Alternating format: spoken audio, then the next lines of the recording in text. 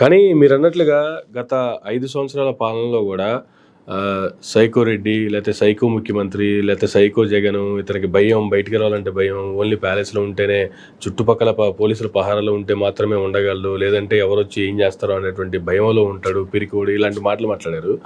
కానీ ఇవాళ ఆయన పేరు ఉంటే గూడా చూడలేనటువంటి పరిస్థితుల్లో పేర్లు గూడా తొలగిస్తున్నారు అంటే, అసలు ఆ పదాలకి నిజంగా ఆ పదాలు ఎవరికి వర్తిస్తాయి సార్ అసలు? ఖచ్చితంగా అండి. సైకోటిక్ బిహేవియర్ ఎందుకంటే వీళ్ళకి నిద్ర పట్టదు. వీళ్ళకి ఏంటంటే మెహర్బానీగా పైకి జగన్మోహన్ రెడ్డి ఏం చేయలేడు, ఏం లేదు అని అంటున్నా మిగతా పబ్లిక్ కోసం రాత్రిలో జగన్మోహన్ రెడ్డి కల్లోకి వస్తున్నాడు, రెస్ట్లెస్.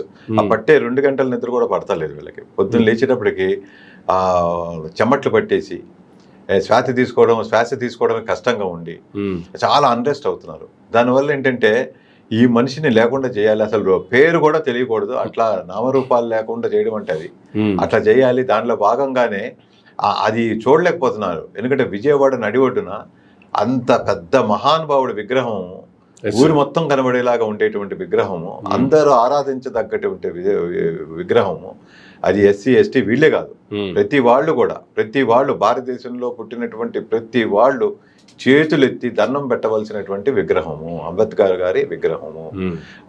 ఎవరు వీరు అని అడుగుతుంటే పసిపిల్లవాడికి సైతం ఎక్స్ప్లెయిన్ చేయవలసిన బాధ్యత ప్రతి పేరెంట్కి ఉంది. ఈ విగ్రహాలు పెట్టేది అందుకనే, ఎవరు డాడీ ఈయన అని అడుగుతాడు పసిపిల్లాడు తెలియక. ఈయన పేరు అంబేద్కర్ అమ్మ, డాక్టర్ బాబాసాహెబ్ అంబేద్కర్. ఈయన పుట్టుక దగ్గర నుంచి కొంచెంగా రోజుకు 10 నిమిషాలు చెప్పి ఎడ్యుకేట్ చేసి ఆ అబ్బాయి చేత కూడా దండం పెట్టించవలసినటువంటి విగ్రహాలు అన్నీ. ఇవాళ జగన్మోహన్ రెడ్డి గారి సాకుతో ఇది చూశారు, ఏమి చేయకుండా స్పందన మైల్డ్ గా ఉందనుకోండి, రేపు ఆ విగ్రహానికే కాళ్ళు పగలు కొట్టేయచ్చు, ఆ విగ్రహాన్ని ధ్వంసం చేసేయచ్చు.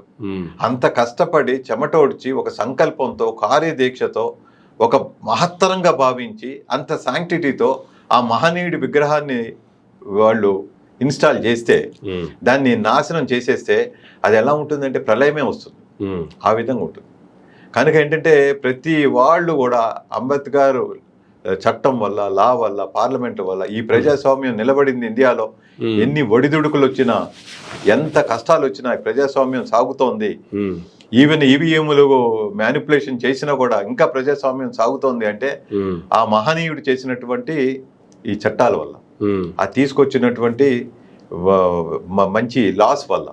కనుక ఏంటంటే అంబేద్కర్కి అవమానం జరిగినట్టే. ఎందుకంటే డైరెక్ట్గా వెళ్ళి ఆ స్టాచ్యూని తాకక్కల్లా, అది ఇనాగరేట్ చేసి ఆ ఇన్స్టాలేషన్ చేసేటువంటి భాగంలో ఆ ప్రాజెక్టుకి ముఖ్యమైన వ్యక్తి జగన్మోహన్ రెడ్డి గారు. ఆ పేరు లేకుండా చేద్దామంటే ఆ ప్రయత్నము, అది సాక్షాత్తు అంబేద్కర్ గారి విగ్రహాన్ని ముట్టుకున్నట్టు లెక్క, అది నాశనం చేసే ప్రయత్నం చేస్తున్నట్టు లెక్క. కనుక అది చాలా బాధపడవలసిన విషయం మానసికంగా. అదేవిధంగా చేసినటువంటి చర్య సైకోటిక్ చర్య.